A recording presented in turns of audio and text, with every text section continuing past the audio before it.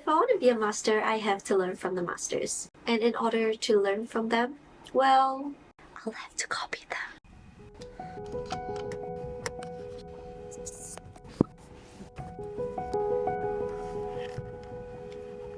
I'm reading this book by Monet. Of course, I'm not just going to jump right into the painting as much as I want to do that. But the reason why I want to take some time to read this book first is because I really want to see his thought processes behind starting a painting. Like, I want to know what inspires him, how he comes up with his color palette, how he does his composition, what kind of brush strokes does he use as well.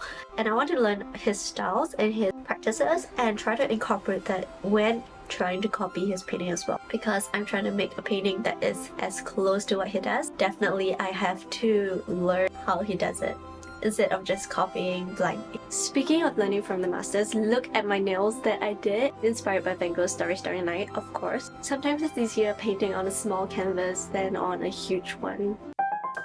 So I've been reading this book since yesterday and I have learned so much since. To be frank, I don't really know much about art history, so I've learned so much from this book. And one of the things that I really am learning from Monet is that I found out that he is one of the fathers of Impressionism. He is super inspired by light, and when he paints his paintings, he looks at them only in relation to the light.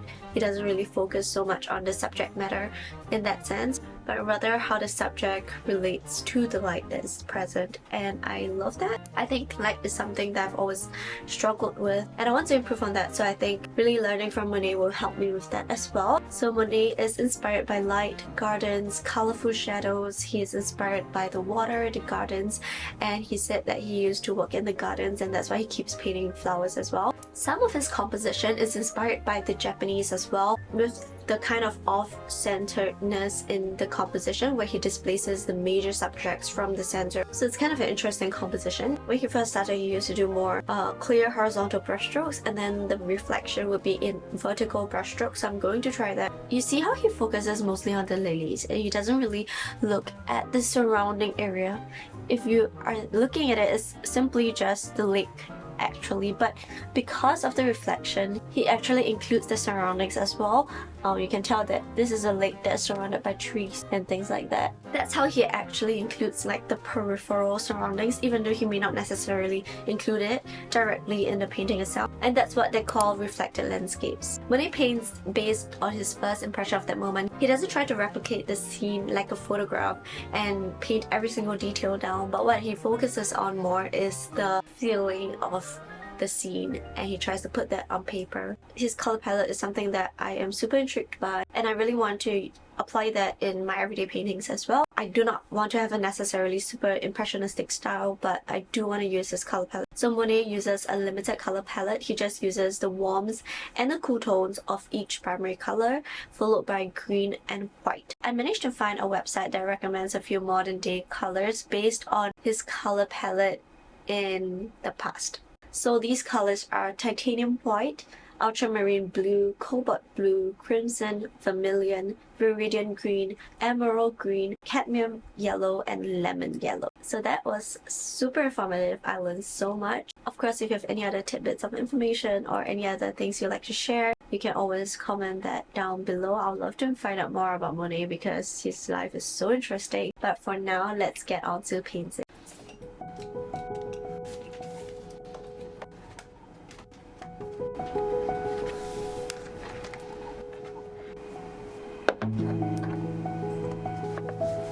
I'm going to start painting right now and I am so nervous because I've not painted with acrylic paints in maybe 3 years.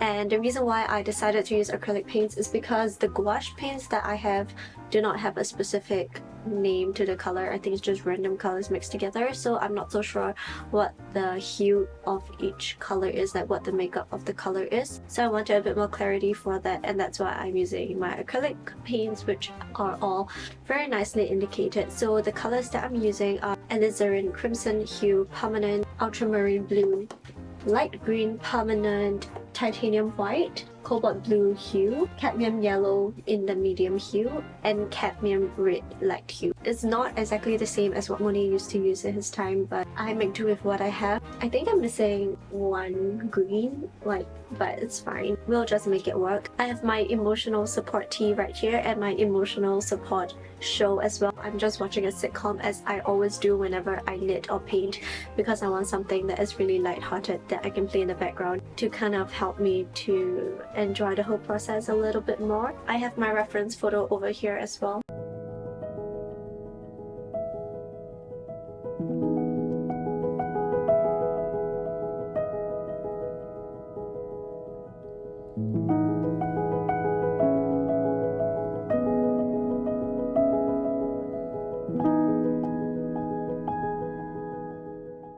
I want to learn from these masters, as it is a sure way to improve. It isn't enough to just learn the theory of their work, because that is just head knowledge. Of course, that is a good starting point for sure, but by actually copying their artworks, actively absorbing their techniques and art styles and turning these things into muscle memory. When you're trying to copy their artwork, you will have to consciously analyze the details of their work. You'll start to gain a more nuanced understanding and awareness of your skills in comparison to theirs. In copying their work, these questions will start to surface. What makes them a master of the craft? And what of their skills and techniques do I want to adopt?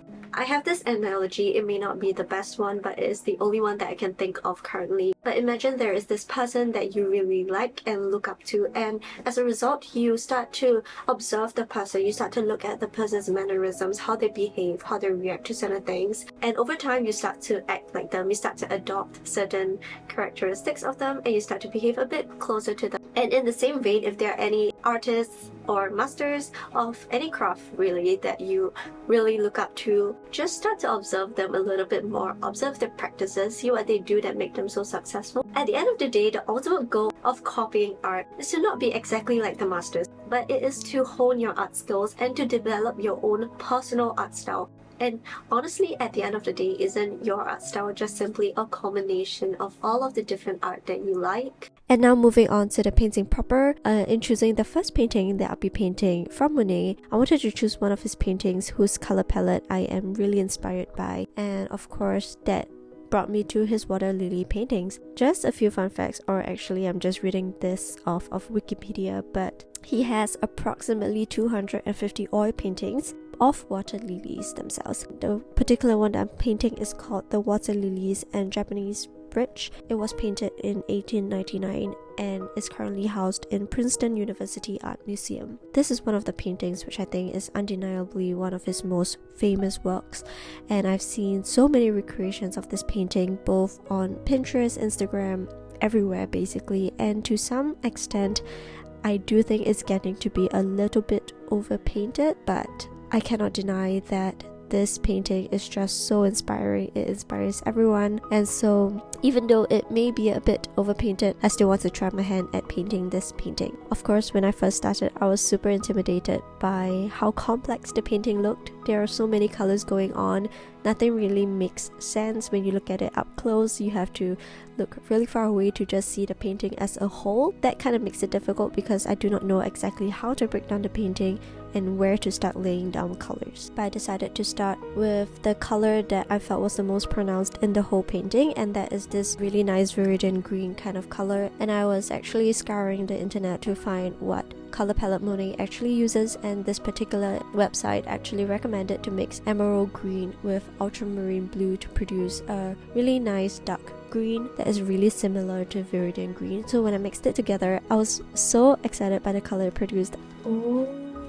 It was such a beautiful green color, and I applied that green all over where I felt it was showing through. And from then on, the entire process became a lot easier. I felt that in tackling this painting, I just wanted to focus on two main things in this painting. One is to embody Monet's color palette. The second thing is to be really loose in my painting. I feel like a lot of times I'm just really fixated on the tiny details and trying to replicate the reference photo or the reference painting down to the final details, and then I get so tired and fatigued that I just end up giving up on the painting. I tend to be a very stressed out kind of painter, really too micro focused on the details. And for this painting, I wanted to relax. I wanted to just paint like how Monet used to paint, which was with a really loose, relaxed feel, just really painting what he felt. One thing to note though is that I felt that my colors turned out a little bit too vibrant. I think Monet's color palette for this painting seemed a little bit more muted, and my colors were a little bit too bright, especially with the yellow that I was using. But even so, I think the color palette really makes everything seem very harmonious. I had a lot of fun painting this painting. I think after the initial fear of not knowing where to start, the moment I started, I couldn't stop. I kept seeing where I could add more details, add more colors, and I think everything turned out really nicely together. The brushstrokes, of course, don't really make sense. If you look at it up close, it is just a mass of colors, but leaning as far back as possible, you can see the painting much more clearly, and that's what I tried to do here. I decided I wanted a change in perspective, so I propped my paper up against the wall and I leaned back as far as possible so that I can kind of see the painting as a whole rather than to see the painting in sections. And that's how I ultimately reached the end of this painting.